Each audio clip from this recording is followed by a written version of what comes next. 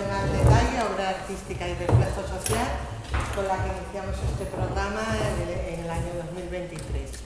Lo hacemos en compañía de Soledad Álvarez, catedrática de la Universidad de Oviedo y gran especialista y conocedora de la trayectoria artística de Joaquín Rubio Camín, y de la hija del escultor, Mónica Rubio Camín, que va a ser, Fernández, que va a ser quien se encargue de la presentación.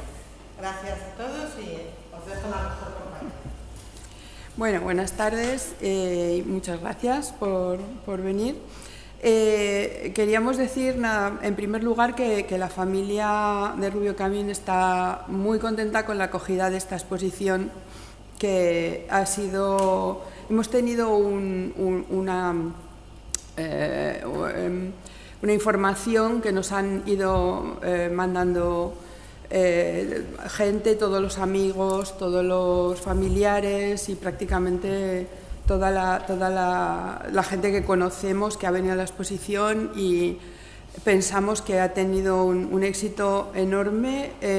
Ha gustado mucho cómo estaba montada, todo el mundo ha hablado del montaje, de la distribución, y realmente ha sido muy apreciada. Ha venido gente incluso de fuera de España para verla y estamos realmente muy contentos con esta exposición y con el resultado que ha tenido la donación, que al fin y al cabo ha sido algo bastante potente para nosotros, porque hemos aportado una cantidad de obras importante. Y bueno, lo que decía Lucía, que la conferencia que vamos a escuchar nos la va a dar Soledad Álvarez, que creo que es bien conocida por todos, que es catedrática jubilada de Historia del Arte de la Universidad de Oviedo, especialista en arte contemporáneo, muy didáctica también cuando está con nosotros, siempre nos enseña algo. Y una de las mayores conocedoras, si no la mayor, de la obra de Camín. Muy cercana amiga del escultor y de toda la familia, de su mujer Carmen, que ahora mismo está viviendo en Torrelavega y no nos puede acompañar. Pero Soledad siempre ha sido una presencia constante en la casa y en el entorno de Camín. Ella ha escrito muchos artículos y conferencias sobre su obra, así como el libro Camín Escultor, que es de 1900... yo es que lo tenía en casa y luego al final no lo he cogido. Creo que del 80. 1960, creo, 1990. La edición de 1990. La edición es de 1991. 91, sí. Bueno, es un libro muy interesante que, bueno, ha sido un poco también la base del catálogo razonado de Camín, que también ha dirigido ella, que editó la Fundación Cristina Massabeu Petersen. Ella nos va a hablar del diálogo de Camín con el ángulo de acero, una forma muy característica de su escultura, que adoptó poco después de empezar a experimentar con la escultura y que ya no abandonó nunca, aunque luego pasase también a experimentar con madera y otras posibilidades, pero el angular es completamente básico en su trayectoria y no lo abandonó nunca. Bueno, eso era todo lo que yo quería decir como presentación y espero que disfruten de la conferencia. Bueno, muchas gracias, Mónica, y buenas tardes a todos. Tengo que decir que, bueno, estoy encantada de estar una vez más, hablando de Camín, gran artista y gran amigo, y que, tengo siempre en la memoria y tengo siempre en mi trabajo, puesto que con tanta frecuencia he hablado y he escrito sobre él, que me encanta volver a hacerlo en este museo tan unido a Camín y tan querido por Camín. quiero decir que, como hablé muchas veces, y de hecho en este mismo espacio, en este mismo museo, hace unos años, no sé si fue en 2017 o 2018, por ahí, impartí un curso precisamente sobre el artista. Habrá cosas que ineludiblemente tenga que volver a repetir y que quizá algunos me hayan oído ya. Siento y espero que disculpen las repeticiones, en caso de que las haya, y que ello no les haga perder el interés por lo que hoy voy a exponer. De todas maneras, bueno, también, como estoy viendo aquí la siguiente imagen, aunque en la pantalla no se ve, hay algunas fotografías que son deficientes. La mayoría son buenas fotografías realizadas por fotógrafos,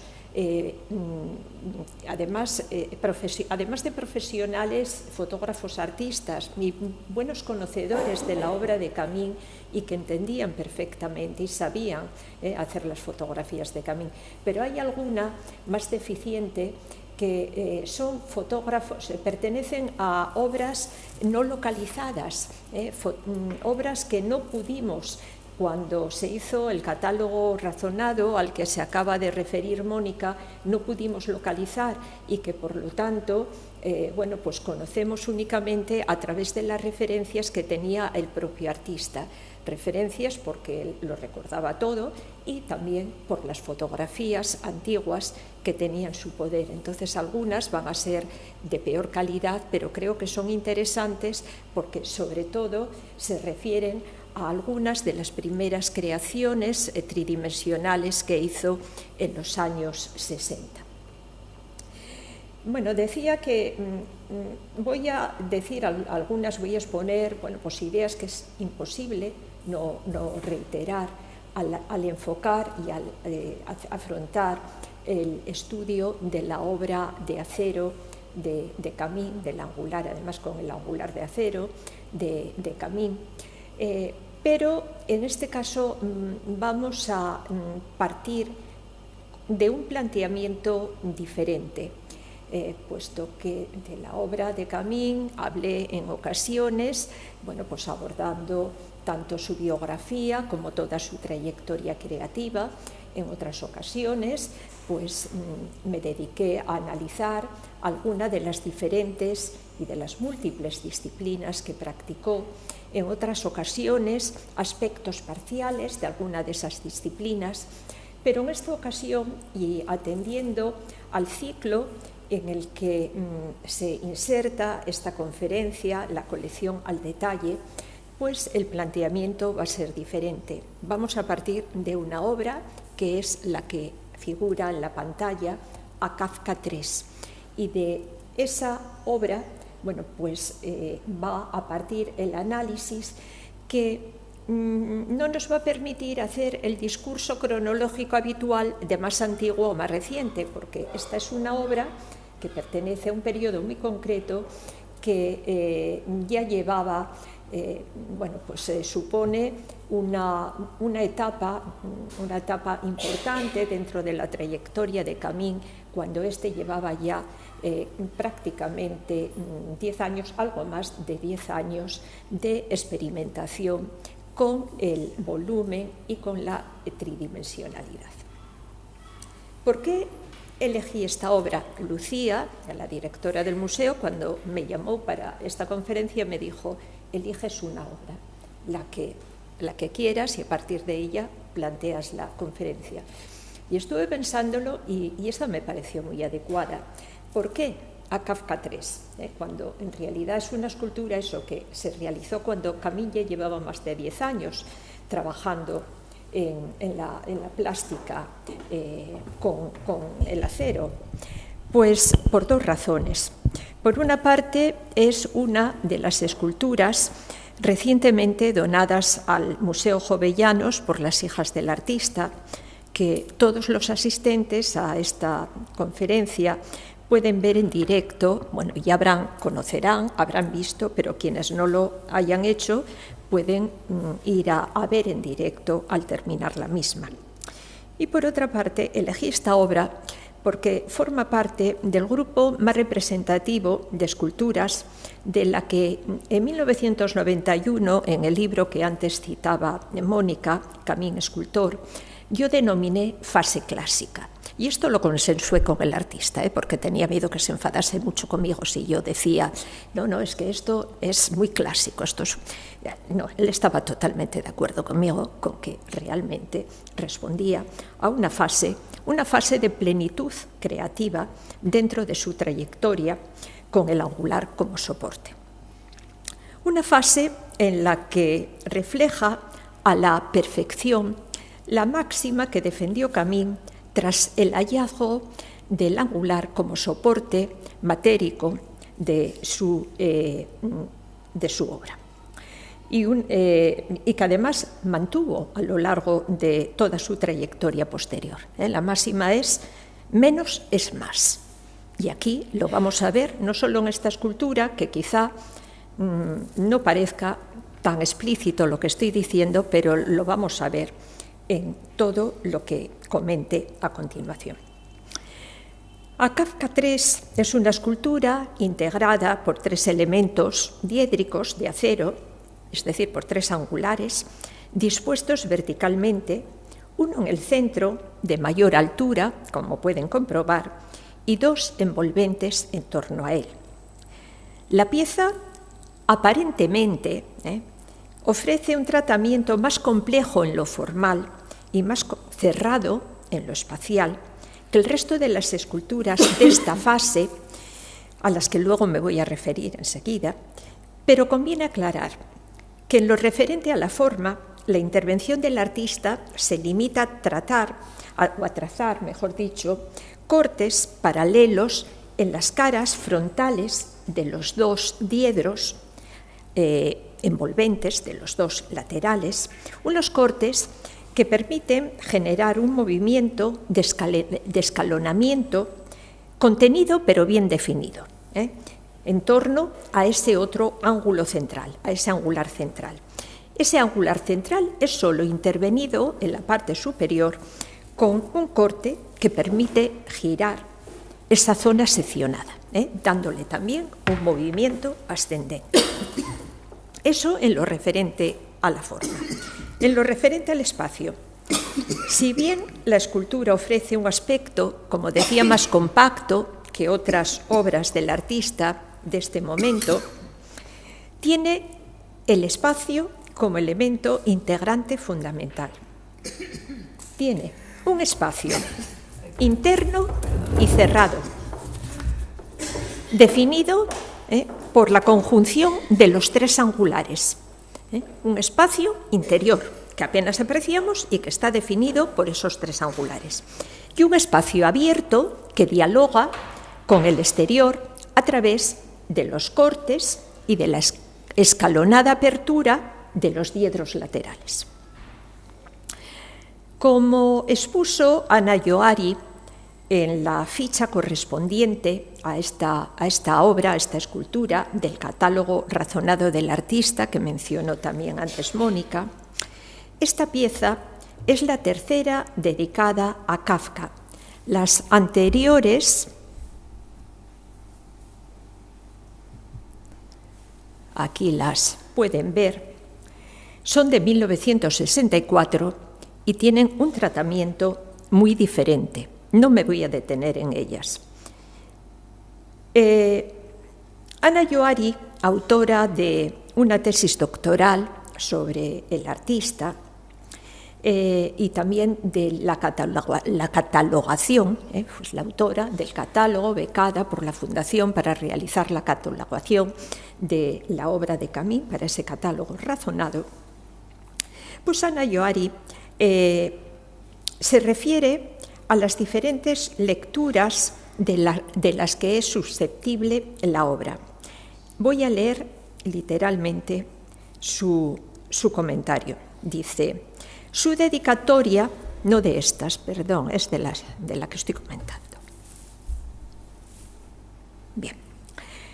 Su dedicatoria puede relacionarse con la idea de la metamorfosis desarrollada literariamente por el escritor y plásticamente por el escultor. pero quizá y sobre todo es la idea de opresión que evidencia la composición de los angulares y su tratamiento formal la que remite al pensamiento kafkiano, ya que la obra se apoya en un angular vertical envuelto por otros que lo cierran, comprimen y generan en su interior un espacio estático y cerrado. Esto es lo que dice Ana en ese comentario. Y pienso que es muy posible que lo expuesto por Ana Yoari en cuanto a la idea de formas envolventes, un tanto opresoras, del elemento central, haya tenido que ver en el título que le dio Camín a la obra. Pero quiero dejar ya muy claro, desde este mismo momento, al principio de la conferencia, que en el caso de Camín, los títulos surgen siempre a posteriori. Es decir, que en el proceso creativo, Camín busca desarrollar una experiencia plástica pura, que se centra únicamente en las cuestiones intrínsecas a la escultura. Es decir, él se centra en el análisis de la materia, en el trabajo de la materia, en la búsqueda de un espacio, en la definición de una forma, en la composición, en la textura, etcétera, para dar origen a una obra totalmente libre, desprovista de los condicionantes del tema o de cualquier otro condicionante, siguiendo, en este sentido, las poéticas instauradas por las vanguardias históricas. Es decir, los títulos, y vamos a ver que muchas veces los títulos nos sugieren cosas, claro que nos sugieren, pero esos títulos están asignados por el artista en función de lo que el resultado formal, final, le sugiere a él. Por ejemplo, no voy a hacer proyecciones ahora porque luego vamos a ir viendo obras que voy a citar en este momento. Vamos a ir viéndolas a lo largo de la conferencia. Gran parte de las obras le sugieren armonía, pero hay algunas que tienen especial musicalidad y va a dedicar en homenaje a diferentes músicos, compositores, directores, etc. La idea de profundidad o de escenografía. En el caso del homenaje a Tintoretto, no recuerdo, esa obra la hizo en 2002, la veremos después, para una exposición de la que yo fui comisaria y de la que me siento tremendamente satisfecha, que algunos habrán visto. Fue realizada para el edificio histórico de la Universidad de Oviedo con motivo de la inauguración después de la restauración. Y Camín creó esa escultura ex professo, junto con otra que también veremos, Hábitat, para esa exposición. Y a Tintoretto partió, le sugirió, no es que haya partido, no, porque ya digo que siempre es a posteriori, hizo una composición del espacio y dijo, es igual que el cuadro de Tintoretto, no me acuerdo cuál era, pero él vio la profundidad, los planos, el juego, la composición que había visto en aquel cuadro a posteriori. Puede sugerirle tensión o incluso sufrimiento. En la pieza que vamos a ver, Laoconte, que voy a proyectar ahora enseguida, una de las mejores de aquella primera fase con el angular, una pieza impresionante.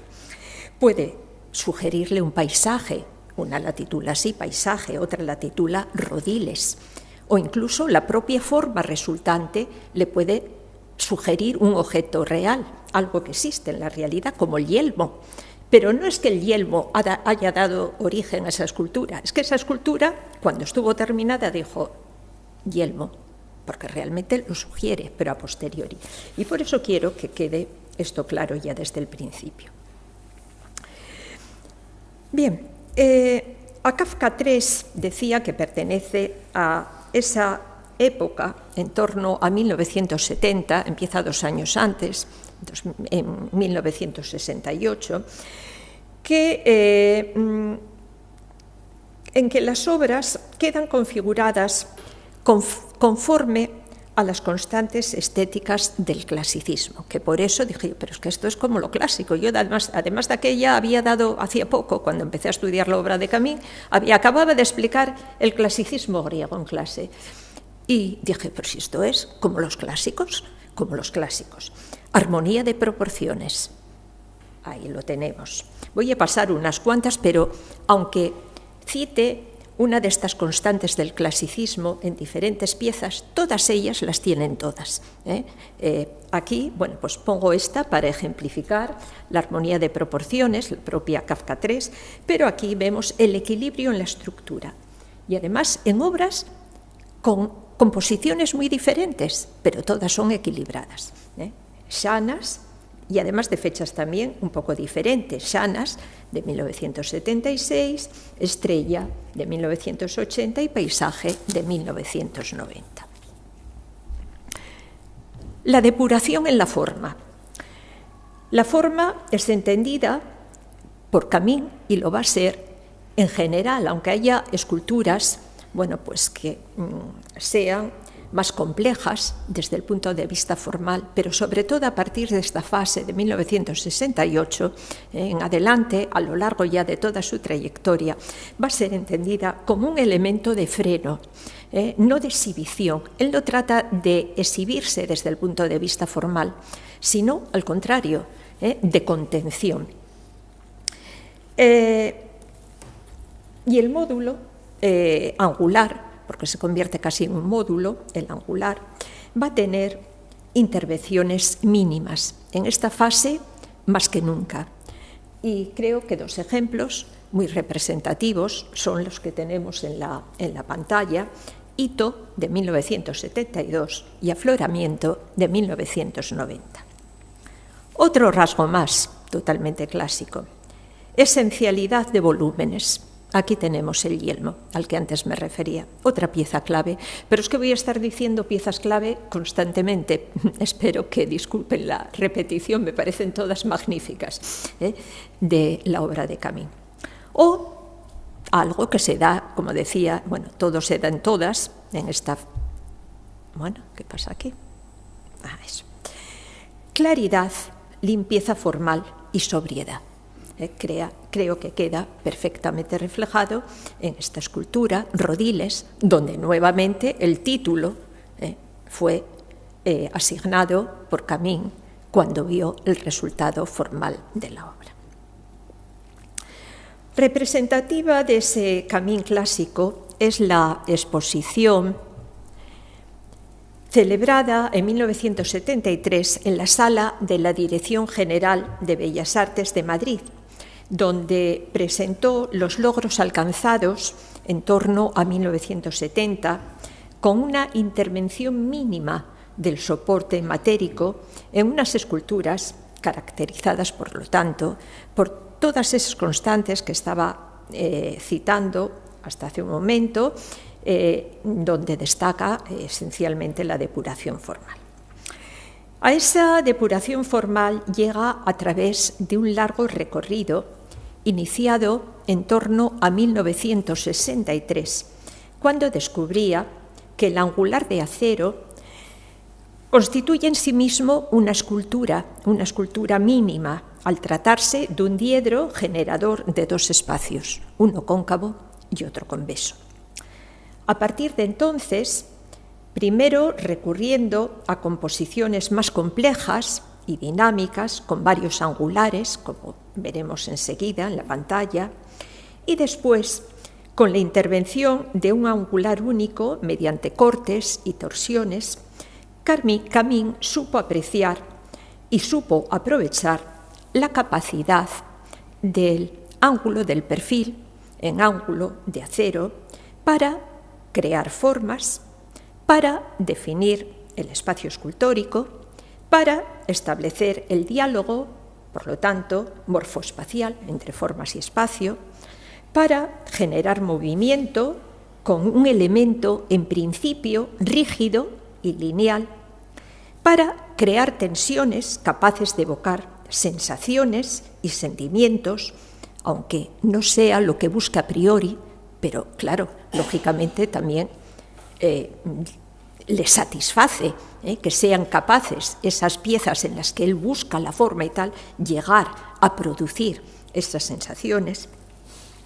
En suma, para demostrar que las posibilidades que ofrece el angular como soporte son infinitas, tal como demuestra en los siguientes años de actividad plástica. No obstante, los primeros angulares,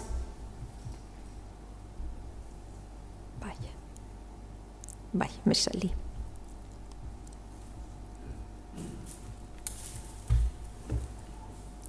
Perdón.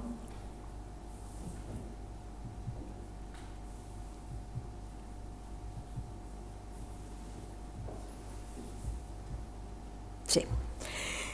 Los primeros angulares aparecieron asociados a otros soportes matéricos en las creaciones tridimensionales primeras de este artista.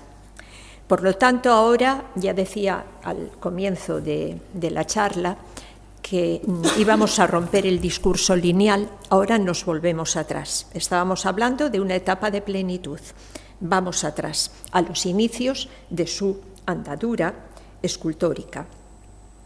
Vamos a los años 60, comienzos de los años 60, cuando realiza unas obras que con su carácter mural aún remitían a su experiencia pictórica anterior, de la que, no obstante,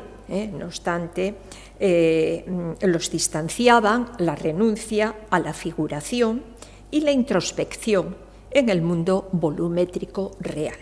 Aquí tenemos un ejemplo, no es de los primeros, es ya de 1963, pero bueno, creo que es una obra magnífica de aquella fase.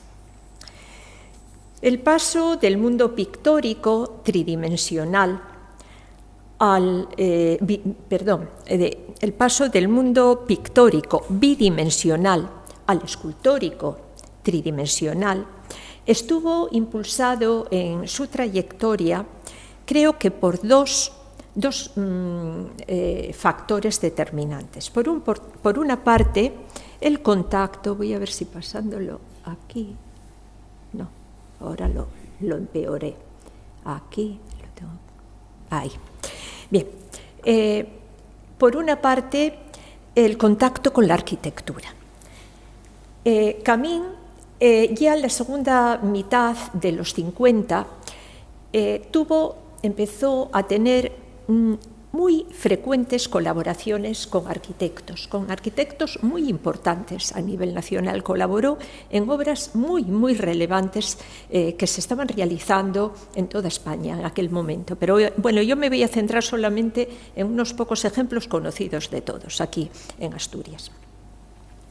En esas obras arquitectónicas, los arquitectos buscaban lo que estaba, vamos a decir, tan de moda en aquel momento. Yo cuando empecé a estudiar y a trabajar en la facultad, lo de la búsqueda de la integración de las artes era algo que teníamos en la boca constantemente, y era ya después de la fecha que estoy mencionando, pero en los años 60 había esas colaboraciones frecuentes de pintores y escultores con los grandes arquitectos para integrar su obra en las creaciones arquitectónicas. Pues bien, ejemplos representativos de aquello, simplemente como referencia a los orígenes de ese trabajo escultórico, tenemos los murales con relieves y mosaico de la cafetería Rivoli de Oviedo, que son del año 1957. Camín todavía podemos decir que no era escultor, pero todavía la imagen que ven a la derecha todavía se encuentra perfectamente conservada en la calle Uría de Oviedo, en la fachada de la cafetería Rivoli, donde tiene la pequeña terraza. Pues allí está este mural y este relieve, de los primeros que realizó el artista, incorporando ya elementos de hierro.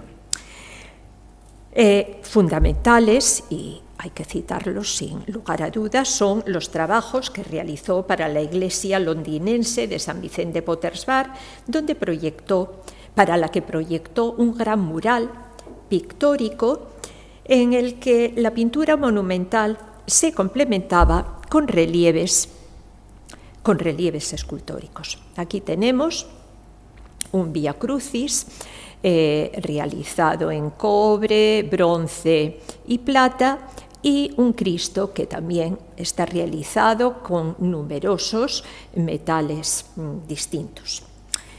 El proyecto de Londres lo diseñó en 1960 y la ejecución tuvo lugar al año siguiente en Londres, puesto que Camín se desplazó para realizar in situ el trabajo.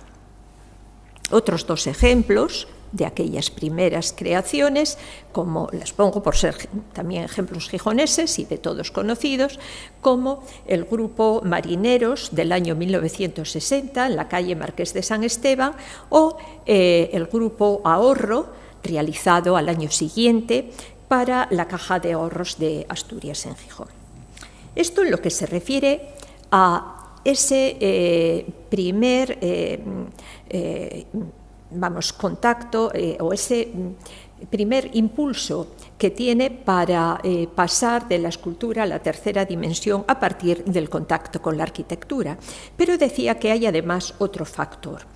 En ese paso influyó también sin duda la tendencia constructiva de las masas de sus cuadros, sobre todo de las obras realizadas a fines de los años 50 o de mediados y a partir de mediados de los años 50, un carácter compacto, macizo, rotundo, que parecía exigir la ruptura con el plano y que debió de actuar en ese sentido también. Creo que resulta muy evidente la influencia que el Cristo yacente, realizado en 1956, que también afortunadamente se puede visitar hoy en este museo gracias a la donación realizada por Mónica y Verónica, una obra que a mí me parece impresionante, espectacular, de los cuadros que a mí más me impresionan, o uno de los que más me impresiona de Camín, y que pues debió de actuar como modelo, creo, o como referente a la hora de proyectar el Cristo yacente de Potters Bar, que antes comentaba. De hecho, las primeras creaciones tridimensionales acusan el recuerdo de la actividad pictórica anterior en dos aspectos. Por una parte, la dependencia del soporte mural. La dependencia del soporte mural son, vamos a decir, relieves para entendernos. Son obras concebidas para estar apoyadas en un muro, en una pared. Pero, en segundo lugar, también creo que queda presente el recuerdo de esa etapa tan próxima, cronológicamente, en la valoración de la policromía mediante la combinación de diferentes materiales. Nalón es un ejemplo de ello, aunque no lo vamos a ver bien porque son fotografías muy malas, pero se podría ver cómo realmente los diferentes metales, las diferentes materias dan un cromatismo a las piezas. Aquí vemos la combinación de hierro y madera. Estas primeras creaciones, como estas, que son de las no localizadas que tenemos aquí, Estandarte de 1961, esta de acero totalmente, o Pantalla sonora, que combina acero, piedra y plata, del 62, quedan definidas a partir de chapas metálicas de hierro o de acero, placas batidas, recortadas y plegadas, unidas inicialmente mediante la técnica, según qué metales también, claro, mediante la técnica del estañado, que pronto fue sustituida por la soldadura tras realizar el curso de soldadura osiacetilénica en la Sociedad Española de Oxígeno. A las chapas de hierro se superponían con frecuencia otros elementos de diferentes materiales, latón, cobre, plata, bronce, y objetos encontrados de desecho, clavos, cantos rodados, piezas de madera, con los que definía las composiciones e introducía el cromatismo mediante, buscando el juego con los dorados del latón y el bronce, el brillo de la plata, los diversos matices grises, azules, rojizos y ocres del hierro y el cobre, o incluso tratando en ocasiones las superficies del hierro con el niquelado. Pero la indagación plástica de Camille enseguida se empezó a centrar en la ruptura con el soporte mural para explorar las capacidades morfoespaciales y texturales de las diferentes materias. Y en torno a 1962, fecha en la que obtiene el Gran Premio de Escultura en el primer certamen nacional de artes plásticas, fíjense que pronto obtuvo este Premio Nacional de Escultura, puesto que él ya había tenido el de pintura en los años 50, pero acababa de empezar a hacer escultura y obtuvo ese Premio Nacional en 1962. Pronto se independiza por completo del soporte mural, aunque sí, puede haber algún otro relieve sin duda, pero empieza a trabajar fundamentalmente el volumen exento. Para moverse eso en la indagación fundamentalmente espacial. Y aquí vienen unas piezas que también tenemos en el museo, otras dos que a mí me parecen fundamentales de esa primera fase, que son las dos que aparecen en la parte superior de la pantalla, Radar y Celda de 1962, y la forma cerrada también de la parte inferior, que no es que sea menos interesante, pero yo aquí voy a permitirme ser un poco subjetiva en cuanto al gusto. Procuro evitarlo, pero como estoy hablando de un artista muy querido y muy amigo, tengo que decir también lo que a mí me atraía más dentro de su trayectoria. De estas tres piezas, las dos superiores me parecen magníficas y son precisamente las que ya forman también parte de la colección de este museo. Al año siguiente, en 1900, pero es que le doy donde lo debo. En 1963 es cuando Camille inicia una nueva indagación plástica con el acero, al elegir precisamente el angular. Lo que vimos hasta ahora estaba realizado con diferentes materiales casi encontrados. A partir de ahora, elige el angular de acero, el ángulo de acero como soporte matérico único de su obra. Un soporte que va a definir y a singularizar su escultura y que en aquella primera fase dio origen a unas piezas caracterizadas.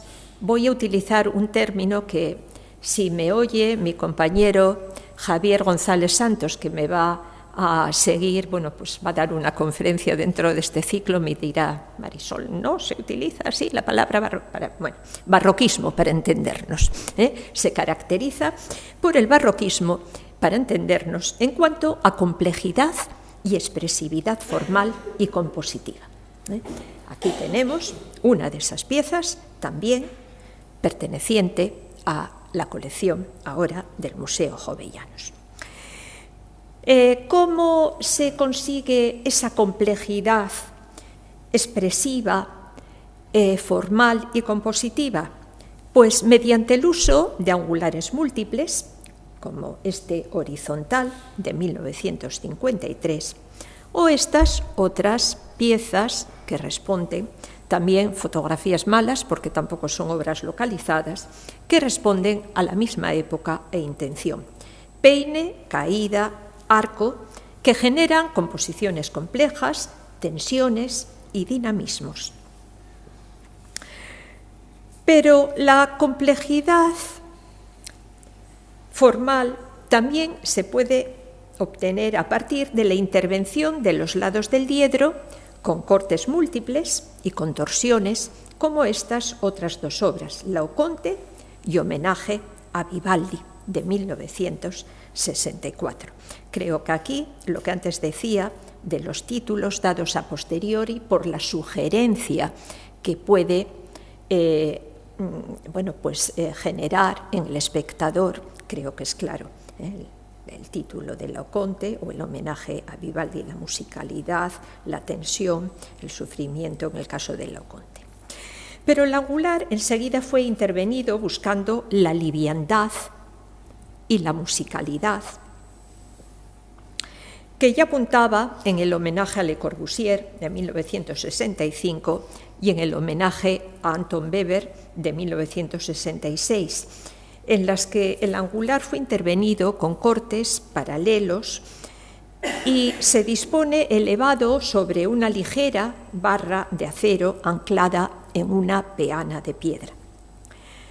Según lo que se ha dicho al hablar de la fase clásica, que se inició 2 años más tarde, aquí estamos en esculturas de 1966, la fase clásica la hacemos partir del 68, los angulares desde aquí evolucionan a la elementalidad formal, que culmina en piezas como este magnífico yelmo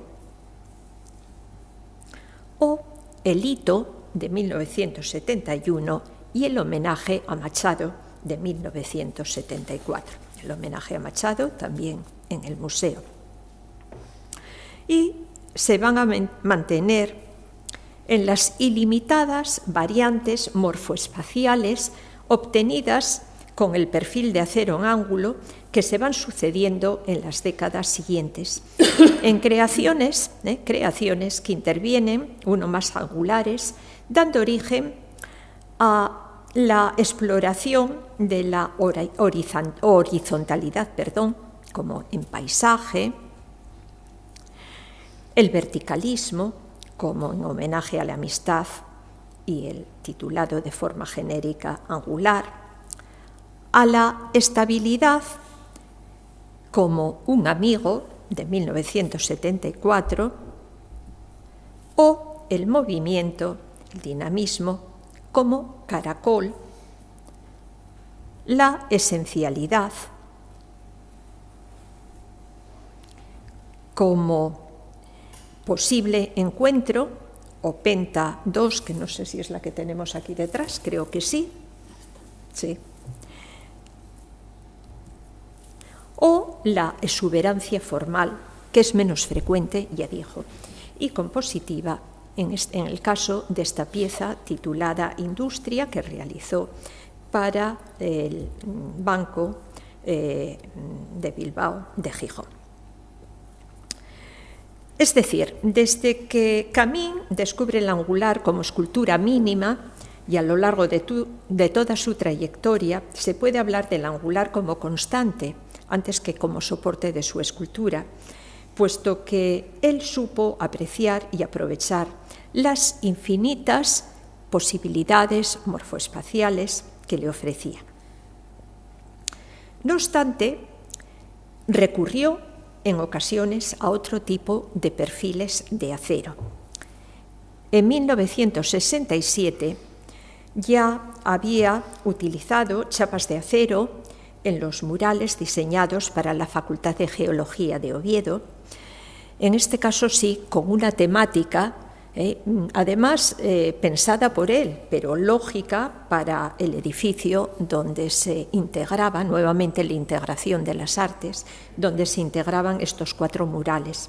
4 murales dedicados al carbón, la cristalografía, la geodinámica y la caliza, todos ellos combinando acero y en algunos casos minerales. Pero las chapas, este es un ejemplo un poco temprano y un poco aislado y exigido, bueno, pues en este caso sí hay, vamos a decir, un tema en relación con el edificio. Pero las chapas van a ser más frecuentes desde mediados de los años 80. Primero, por las exigencias de tamaño, cuando la obra debe de ser monumental para integrarse en espacios naturales, como el Parque de la Concordia de Arriondas, donde se sitúa esta escultura que lleva el título de la villa asturiana donde se encuentra, una escultura de 1986. o el cuélebre que realizó para el Corredor del Nalón, pero que actualmente se encuentra en el Paseo Fluvial de Sama, una obra realizada con un lenguaje figurativo y lúdico que parece retomar algunos planteamientos de las esculturas iniciales, ¿no?, de los años 60. En otros casos, la chapa es elegida con intención simbólica. Por ejemplo, LED, que tenemos aquí, podemos ver a mi izquierda, en el museo, una escultura que fue realizada con motivo de la inauguración del horno, del alto horno del mismo nombre de Ensidesa, que producía este perfil de chapa. No obstante, queda claro que Camín buscaba la forma angular, y aunque sea con la chapa, la pliega para generar esos ángulos de 90 grados. En otras ocasiones recurre a la chapa por afán meramente experimental, por ensayar con nuevos soportes, como ocurre en los años 90, cuando realiza las series escultóricas de menor tamaño, con perfiles de chapa y también de acero de calibrado, de barra, como vemos en la pantalla. Estas son dos series que dedica a Zurbarán, realizadas en 1991 y en 1994, y que expuso en ese último año en el Museo Barjola de esta ciudad.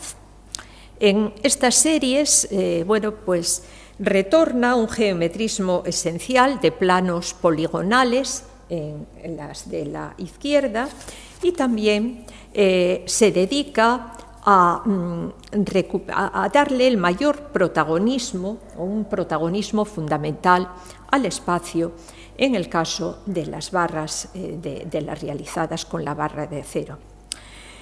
En las primeras introduce además otra innovación, que es la referencia cromática, la incorporación del color. Como todavía se puede apreciar, y creo que hay alguna de estas obras también en el grupo de las esculturas donadas, que ya están en el museo. Estas piezas, fundamentalmente las de 1991, las de la izquierda, están en la base de las últimas creaciones de acero. En los relieves, que también podemos ver de frente aquí, hay alguno más, relieves realizados entre 1998 y 2002, que realizó con acero corté, que están realizados en chapas plegadas y cortadas de formalización geométrica limpia, que retornan, en este caso, al apoyo mural y adoptan un formato siempre cuadrado. O también de las... aquí tenemos otro grupo de relieves, o a las arquitecturas. Las arquitecturas que parten del año 2000, como podemos ver, o 2001, en las dos que tenemos aquí en la pantalla, Habitación Arquitectura del 2001 y Hábitat de 2002, otra de las creadas para la exposición que antes mencioné de la universidad, junto con A Tintoretto, que es la que aparece aquí a la izquierda de la pantalla, que también es la que cité al comienzo de la conferencia, o arquitectura cúbica. Una nueva manifestación de su interés por el espacialismo arquitectónico ya comentado. Para ir terminando ya, quiero decir que en lo expuesto hasta el momento solo he hecho mención de una de las vertientes de la producción escultórica de Camín, la creada con el acero y con otros metales de producción industrial, pero Camín es un artista poliédrico, un artista con una obra rica y diversa en materias y en planteamientos. De todos es conocido su recurso a la madera, que podemos ver en estas estupendas piezas de madera, en las que explora, bueno, pues la expresividad, la vitalidad de una materia viva. El bronce, donde busca la ductilidad. El mármol, la piedra, en este caso buscando casi siempre formas suaves, ondulantes, orgánicas, y con mucha frecuencia la representación del torso femenino o de figuras femeninas, maternidades, como en este caso, o el hormigón, de todos conocido, en Gijón, puesto que es la materia utilizada en dos de las esculturas urbanas de esta ciudad. Todos estos materiales utilizados en una trayectoria escultórica de casi 50 años, que, como ya había analizado con detenimiento, aquí es todo muy rápido porque es muy poco tiempo, pero como analicé detenidamente en aquel curso que di en este mismo museo, aquí tengo anotados, fue en 2017, promovido por la Fundación Municipal de Cultura, bueno, pues una trayectoria que escapa a todo tipo de clasificaciones y que se caracteriza por la inexistencia de desarrollo lineal. Se puede seguir cierto desarrollo lineal en algunas, dentro de algunas materias, por ejemplo, quizá en el acero más que en otras, pero es difícil de todas maneras porque al mismo tiempo que está haciendo estas piezas de acero, desde el 75 estaba haciendo la madera, trabajando la madera y estaba creando bronces también. Entonces, realmente es difícil hacer un seguimiento lineal de la obra de Camín. Una trayectoria además en la que la diversidad de planteamientos y, por tanto, de resultados es producto en gran medida, en primer lugar, de la actitud del escultor ante la materia. Él siempre mantuvo una actitud ética, de respeto a sus cualidades intrínsecas. Camín no es un artista de los que trata de dominar la materia, de forzar esa materia, no. Quiere dejarla hablar, que lo que pretende es sacar a la luz las cualidades precisamente que caracterizan a esa materia que le está trabajando. Y en segundo lugar, también esa diversidad de planteamientos está relacionada con la influencia que ejerció en él el medio geográfico en el que se desarrolló su vida. Gijón podemos decir que siempre, y Valdedios, desde que retornó a Asturias, después de haber residido en Madrid en 1975, y que fue determinante en la utilización de la madera como soporte. Esa influencia del entorno vital pues, se refleja en su obra, en la elección de la materia, en las técnicas utilizadas para su manipulación y en la propia morfología de las obras, una morfología con referencias al entorno, inconscientes, nunca buscadas y más o menos perceptibles según los casos. Bueno, para no pasarme, que creo que ya lo estoy haciendo, lo siento, del tiempo recomendado, termino ya. Voy a centrarme únicamente, y es una pincelada, sobre los trabajos de hierro y su relación con la ciudad natal del artista, Gijón, que tanta proyección había tenido en sus cuadros. Gijón, la ciudad portuaria y de larga tradición siderúrgica, explica su predilección por el hierro y el acero como soportes materiales de sus esculturas y su manipulación mediante técnicas industriales. Pero es que además Gijón facilitó al artista esa materia y los talleres para trabajarla. Él trabajó siempre con Talleres Varela, entre Mañes, hasta que cerró. Luego ya se buscó otro, pero hasta entonces trabajó siempre ahí. Y además, Gijón le aportó los referentes formales. En el caso de la escultura, esos referentes formales ya no se encontraban en el paisaje de la ciudad, como los cuadros. Aquí pongo dos cuadros de Camín, con el muelle y el gasómetro, que tantas veces aparecían en sus esculturas.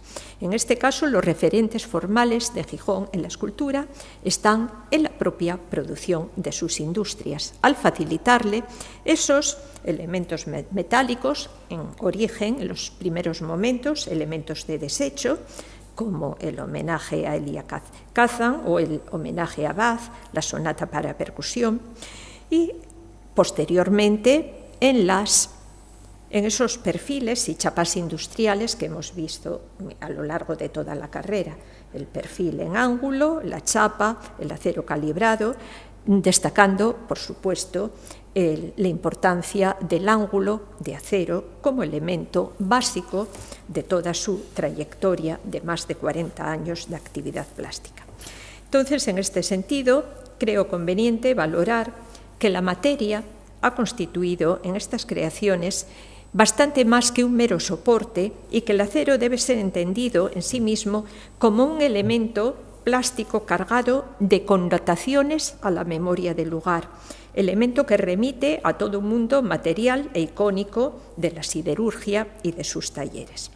Camín lo dijo muchas veces, de haber nacido en otro lugar, la obra no habría realizado la obra que hizo, su obra habría sido diferente. No obstante, y con esto ya concluyo, con esa materia connotativa, según estoy diciendo, lo prioritario para Camín fue siempre desarrollar una experiencia plástica pura, con la que el artista evolucionó en esa búsqueda de la depuración y la esencialidad. Y con esto ya termino y siento haberme pasado. Muchas gracias. Muchas gracias a las dos, a Marisol por este maravilloso recorrido por la trayectoria de Camín, haciendo además hincapié a la excepcional colección de la familia que las hijas de Rubio Camín y Carmen han tenido la generosidad de donar al Museo Julianos para que forme parte del patrimonio municipal y del patrimonio de todos los gijoneses y asturianos. Comentarios que ya a la salida podéis recoger la postal de la próxima conferencia. En este caso vamos a hablar de un tema completamente diferente, en concreto del encontrado mexicano del Museo Casa Natal de Jovellanos y su trasfondo japonés. La conferencia será impartida por Yayoi Kawamura y se celebra el jueves 30 de marzo. Estáis todos invitados. Y recordaros que con tiempo, una vez que se haga la producción, la conferencia estará colgada en la página del museo y podremos volver a disfrutar de todas y cada una de las aportaciones que hicieron. Gracias a todos. Muchas gracias.